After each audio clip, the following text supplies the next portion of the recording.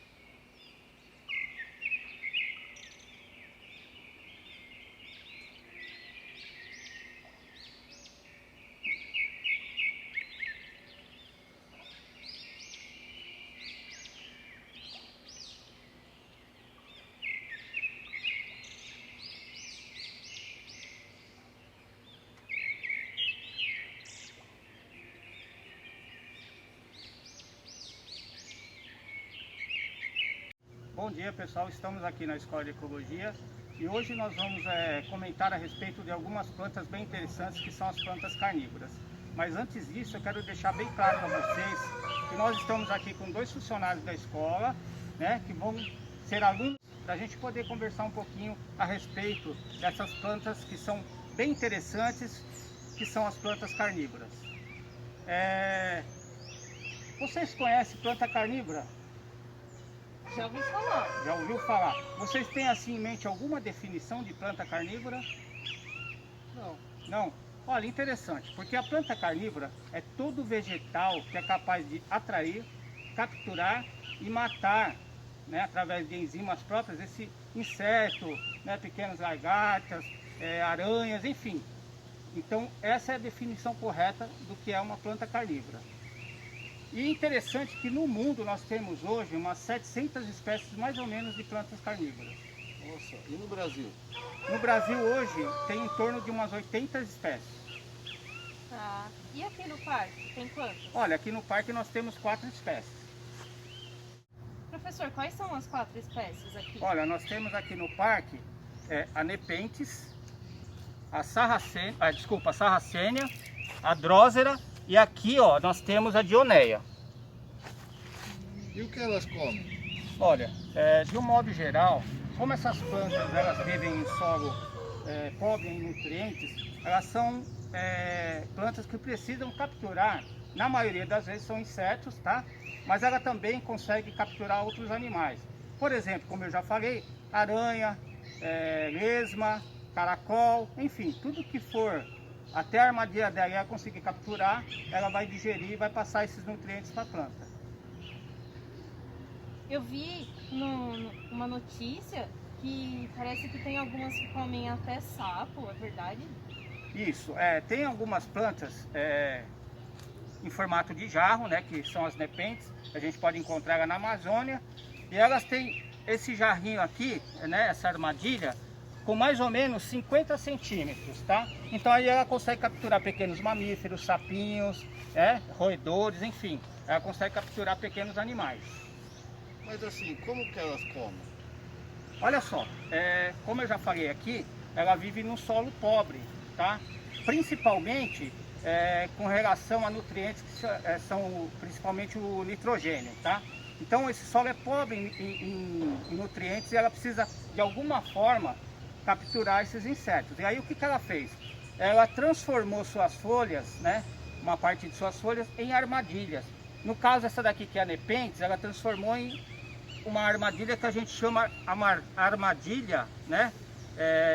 Tipo jarro. Olha que interessante. Então o que acontece aqui? Aqui na borda, né, do jarro é eliminado aqui um odor, tá? E você tem toda essa coloração dessa planta, ela é avermelhada, com verde, né? Meio esbranquiçado. E assim, essa parte aqui, ó, né? Ela é lisa. E a parede interna também, ela é escorregadia. Então quando o inseto entra aqui, ele cai no líquido digestivo, ele vai tentar sair, ele vai tentar escalar. Só que aí começa a escorregar. E vai chegar uma hora aqui que ele vai se afogar. E aí o que vai acontecer? Esse líquido digestivo vai tirar todos os nutrientes que ela precisa para passar para a planta. Tá? Tem um bichinho aí, né, professor? Dá para ver ali, ó. Sim, temos aqui. Se quiser dar uma olhadinha, vamos tentar gravar esse bichinho, né? Viu? Olha lá, tem um pequeno inseto, se eu não me engano. Então, e o que acontece aqui? Interessante que ela vai capturando esses insetos e quando ela chegar aqui, mais ou menos, no meio, que tiver cheio de carapaça, porque ela só utiliza só o que ela precisa, então a carapaça ela despreza. Carapaça é aquela casquinha, né? Isso mesmo, a casquinha. Aí o que vai acontecer aqui? Essa planta vai começar a secar, vai se diluir e aí vai estar aparecendo outras plantas aqui, ó, outras armadilhas, né? Ó, a gente pode ver essa daqui que está fechadinha, que logo ela vai abrir, já tem o líquido digestivo aqui dentro e ela vai começar a capturar os insetos e outros animais. Como eu já falei, essa daqui é a Nepenthes, e agora eu vou mostrar uma outra que também é em formato de jarro, só que um jarro um pouco maior, que é a Sarracenia. Olha que interessante, essa daqui, ela também produz um líquido digestivo, mas ela tem uma coisa bem interessante no interior dela, que são os pelos invertidos. Então o inseto ele vem aqui atraído também pela cor, pelo odor, e ele entra e vai até o fundo. Só que aí ele acha que vai conseguir subir e não consegue, porque os pelos são invertidos. Então o que acontece? Ele fica preso aqui e o líquido digestivo vai fazer a função, né, de digerir tudo aquilo que ela precisa de nutrientes. Bom, gente, então eu queria falar um pouquinho a respeito dessas duas aqui que eu comentei agora, porque assim, a nível de armadilha e digestão, essas plantas aqui elas são classificadas como passivas. O que significa isso? Elas não têm movimento, tá? Nem no momento da captura e nem no momento da digestão. Ok? Professor, e digestão é o que mesmo? Digestão seria o quê? É a mesma coisa quando nós seres humanos nos alimentamos. Você come alguma coisa, ele vai para o estômago, né? E lá vai ser expelido o líquido digestivo e isso vai diminuir essas partículas de comida e vai jogar para a corrente sanguínea. Então é mais ou menos como se esse aqui fosse o estômago da planta. Isso, exatamente. Aí ela vai passar para toda a planta. Uhum. Tá? Tá. Mas professor, eu tô vendo essa aqui, por exemplo, não tem esses jarros. Como que ela faz? Olha que interessante, essa daqui também é uma planta que sofreu uma modificação da folha, só que aqui ela é uma haste comprida, cheia de cerdas. E se vocês observarem aqui, ó, essas cerdas aqui estão cheias de cutículas de um líquido mucilaginoso, ou seja, é um líquido que consegue prender o inseto aqui. E o nome dela é Drosera, tá? E como que funciona a Drosera? Olha só, o inseto caiu aqui e aí precisa ocorrer a digestão. Para que ocorra essa digestão de uma forma mais interativa com com o inseto, isso aqui começa a enrolar. Se vocês observarem aqui embaixo, já está enroladinho aqui. Então isso significa que tem um inseto aqui, a área de contato é maior e aí está ocorrendo a digestão, tá? É dessa forma que a gente chama essa armadilha aqui, armadilha colante. É grudento isso? Ela é grudenta. Olha, eu vou mostrar para vocês, mas o ideal é não fazer isso, porque senão a gente acaba prejudicando a planta. Mas eu vou tentar fazer aqui, eu não sei se ainda tem um pouco de líquido aqui, se a gente conseguir, né? Não dá, tá bem seca, porque choveu bastante, né? Mas não vai dar. Se a gente pegar aqui, ó, ela tem um líquidozinho, ó, dá para perceber? É uma colinha mesmo, ó. Você olha aqui, ó, é uma colinha, ó. Vou pegar mais um pouquinho, só um pouquinho. Quando Mas a gente façam isso, ó. põe a cola branca Ó. e puxa assim, faz isso daí, né? Exatamente, ó. Então é isso aqui que vai ajudar, né, a capturar e depois vai ocorrer a digestão dessa planta. Mas então aquelas que nós vemos em filmes com bocas, dentes, são fictícias? Não, aquelas lá na verdade são plantas que a gente chama de papa-mosca, que o nome dela é Dionea, tá? Essa daqui, ó, que tem, né, a gente chama de boquinha, né? Ela é bem interessante porque ela tem dois lóbulos aqui, tá? E aqui em cima ela tem as bordas denteadas, tá? Aqui em cima. Então o que que acontece? Ela tem aqui, ó, 6 pelos, tá? Sensitivos, 3 de cada lado, um aqui e um aqui. Quando o inseto ele entra dentro da armadilha, né? Que ele foi sentir o cheiro, né? O odor, né? Na verdade, e ele viu aquela coloração bonita, que ele veio até aqui, pousou aqui, encostou no pelo e automaticamente ela fecha.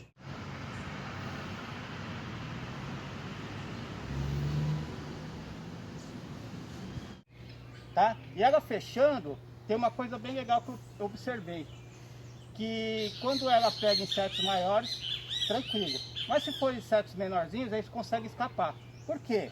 O que que acontece? Inseto pequeno aqui para ela não é legal, porque ela vai acabar gastando energia, tá? Para digerir e não vai ter o necessário que ela precisa. Então ela pega sempre os maiores insetos, né, os maiores animais e faz a digestão. Geralmente essas plantas aqui, a digestão delas é de 2 a 7 dias, tá? Nossa, tudo isso? Tudo isso. Mas voltando aqui, ó, nessa planta aqui que é a Drosera, a gente vai falar um pouquinho do sistema de captura, né? Na verdade, é uma planta semiativa, como eu falei. Ela enrola para ter o contato direto, então a gente consegue ver que ela enrolou. Então ela é semiativa. Já a Dionea, o que que acontece? Ela é ativa, porque você consegue, se você estiver perto e ver o inseto pousar aqui, você consegue observar o fechamento dela direitinho, tá? Então é isso, basicamente, né? E se eu puser meu dedo lá? Não vai acontecer nada, você só vai prejudicar a planta, tá? Porque você vai acabar encostando naquele pelo sensitivo e ela vai acabar fechando. Isso ela não vai ter nada lá para digerir, tá? Ela E não vai vai ser um comer tempo meu perdido. dedo. Não, de forma alguma. Na verdade, isso aqui é um mito, né? A gente vê aí em desenhos, em outdoor, né? Que a planta carnívora come gente, e não é nada disso. Na verdade, planta carnívora, ela se alimenta de pequenos insetos, de pequenos animais. Legal, e eu posso ter uma planta carnívora em casa? Com certeza pode, tá? Mas aí vocês têm que ter todo um local preparado para receber essa planta carnívora. Como eu falei, ela precisa de um local onde ela vai poder capturar esses insetos. Então teria que ser um local bem legal. E assim, na verdade, depois dessa explicação aqui, nós vamos também estar montando um vaso para vocês verificarem como que faz esse vaso se quiserem ter em casa. Legal. Eu quero agradecer a presença de vocês aqui e espero que a gente tenha tido aqui um aprendizado, né, e que a gente possa levar isso para a nossa vida. Tá bom. Obrigada, professor. Nada, professor. obrigado a vocês. Bom dia, pessoal. Então, dando sequência à nossa aula sobre plantas carnívoras, agora a gente vai ensinar vocês a como montar um vaso para quem quiser cultivar esse tipo de planta em casa. Então, aqui a gente tem os materiais necessários.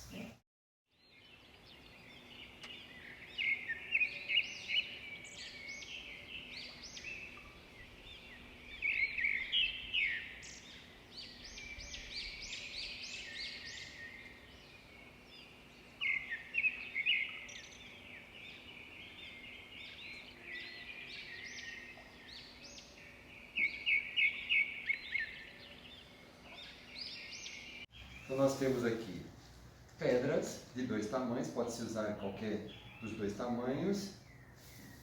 Essa aqui é a argila expandida, né? É uma pedra, vamos chamar de, não é pedra, né? O material dela é a argila. Então, ela é bem levinha e isso vocês encontram em qualquer casa de jardinagem. Ela é própria para fazer a drenagem de qualquer tipo de vaso. Ou num material alternativo aí, talvez vocês tenham em casa algum tipo de pedrinha de construção, né? E aí serve também. Aliás, qualquer material que possa ser reaproveitado, a gente vai dar preferência. Tudo bem? O que mais, Pedro? Na sequência nós temos areia, né? Isso. Então, bom, vocês viram lá embaixo que as plantas carnívoras elas têm algumas particularidades em relação a outras plantas, né? Por exemplo, a questão do solo em que ela vive. Então, ela gosta de viver num solo mais pobre e bastante úmido.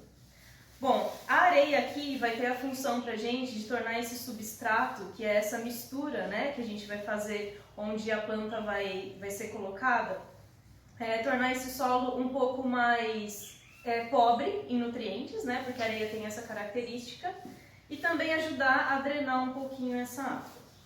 Na sequência a gente usa o esfagno, que é esse material, a gente tem ele aqui seco, né? E há depois a necessidade de umedecer para preparar o vaso. Isso. Então, esfagno, né? Ele é um tipo de musgo, vendido assim também seco. Né?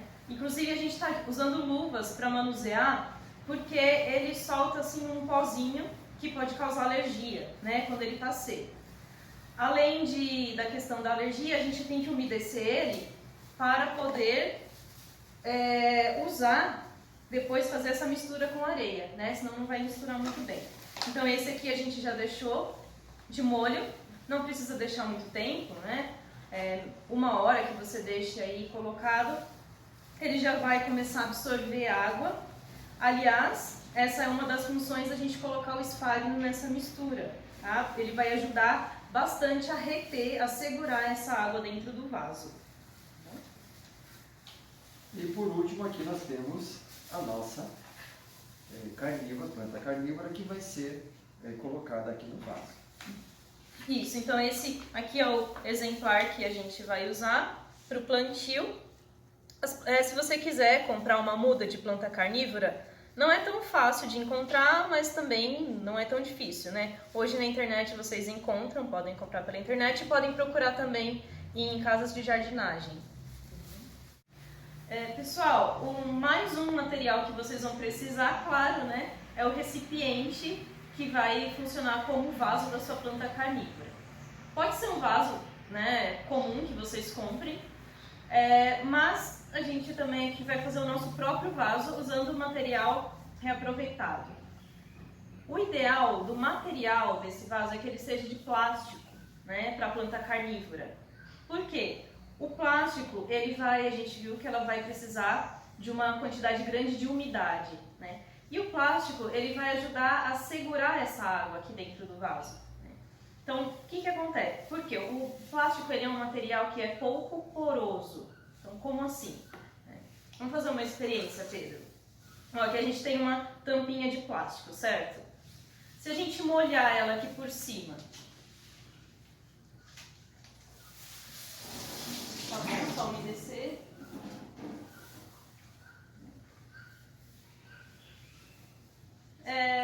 Essa água aqui ainda tá por cima. Ó, aqui tá molhado, certo? E aqui do outro lado? Pedro, Não, passa não o está. dedo aí. Tá molhado aí? Não está molhado. Não tá molhado. Né? Então, por quê? O plástico ele não deixa a água passar, né, de uma superfície para outra. Mas e no caso do papel, por exemplo? Olha esse papel pra gente, Pedro. Esse jornal.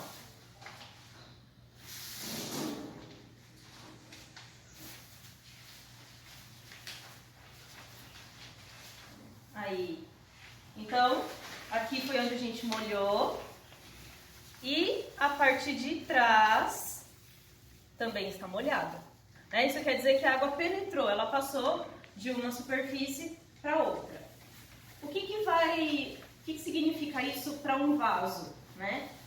É exatamente o que eu estava explicando para vocês. Se a gente vai cultivar uma planta que precisa de muita umidade, de muita água, o ideal é que a gente use materiais pouco porosos, como o plástico que a gente está aconselhando aqui. Né? Agora, por exemplo, o que seria um vaso de material muito poroso? Um vaso de cimento. Né? O cimento tem essa mesma característica do papel. Se você molhar por dentro, você vai ver que em pouco tempo você vai sentir a umidade também por fora do vaso. Isso quer dizer que ele está perdendo água. Tá bom? Então, por isso, o plástico vai ser indicado aqui. Então, vamos à montagem do vaso. Bom, a primeira coisa que a gente vai fazer é um furo nesse vaso. Diferente daqueles que a gente compra, né? Normalmente o furo vem embaixo. Por quê? Para que essa água, ela chegando aqui no final, né, ela escorra, o excesso dela escorra para fora do vaso. Aqui a gente também não pode acumular muita água, mas a gente vai precisar de uma quantidade um pouco maior de umidade. Então o furo que a gente vai fazer é um pouco aqui, ó, acima, é na parede do vaso, tá? Um pouco acima do fundo dele. Mais ou menos. Isso.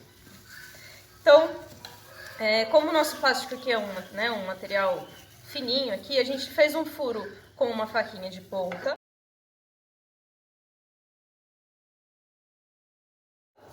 E agora a gente vai abrir esse furo, aqui com a tesoura mesmo, para deixar ele maiorzinho.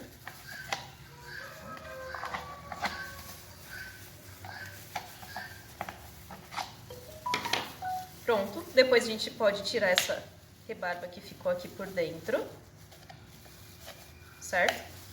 E aqui é suficiente para que essa água, o excesso dessa água escoe pelo vaso. A camada, né, a camada aqui que vai ficar no fundo do vaso vai ser a argila expandida ou as pedrinhas, certo? Vamos usar a pedrinha.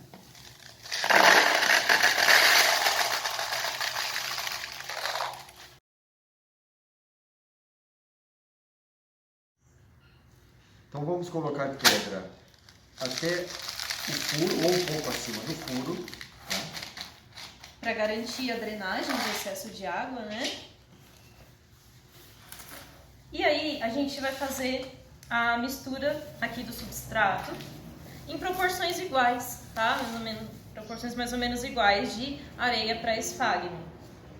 Então eu vou usar esse potinho aqui como medida. Tirar o esfagno seco.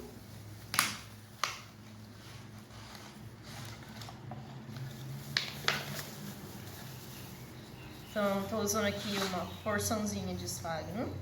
Aí, a proporção é essa, né? Proporções iguais. Uma parte de um para uma parte do outro. Agora, quanto vocês vão usar vai depender do tamanho do vaso. Como o nosso vaso é pequeno, ó, essa medida é suficiente pra gente, certo? E o Pedro coloca aí uma medida de areia.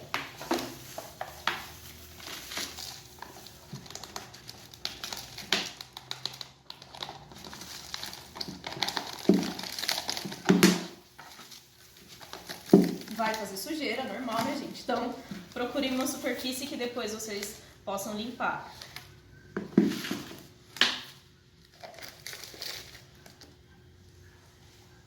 Maravilha, vamos misturar.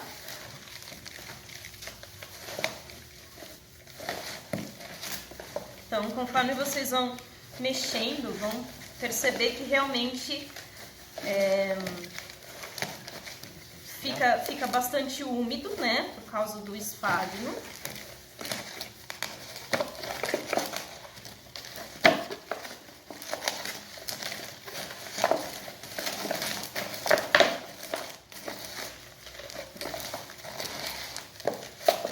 Então aí vocês mexam até perceber, ó, que a areia tá ficando toda incorporada, né, ao musgo, formando uma mistura homogênea.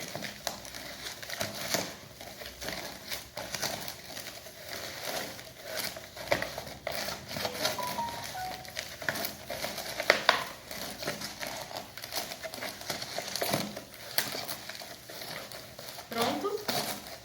Então, essa aqui é o jeitão, tá? Que vai ficar essa mistura, esse substrato. E aí é só transferir para o vaso. Se vocês sentirem necessidade, pode umedecer um pouquinho mais, né, essa mistura enquanto estiver misturando. Se perceber que está muito sequinha e a areia não está misturando direito no esfagno.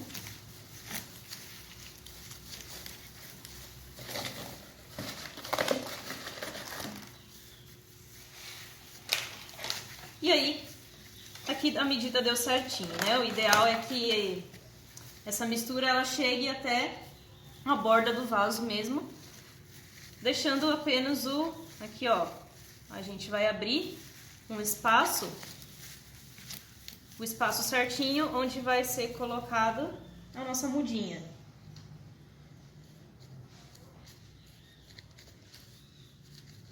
Isso. Aí ajeita, dá uma apertadinha dos lados para fixar. E aqui a gente poderia até depois preencher um pouquinho, tá?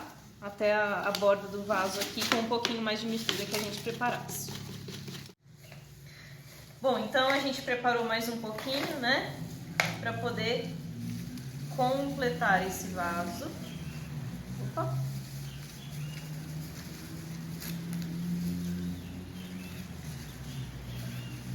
É um substrato bem diferente, né? Para quem tem algum contato assim com planta, que já, né, plantou hortaliça, né, em casa, ou flor, normalmente a gente planta essas coisas em um substrato diferente, com terra, né? Então aqui vocês vão perceber uma textura bem curiosa, né, digamos assim. E para finalizar, claro, a rega. Vamos deixar bem úmido esse substrato.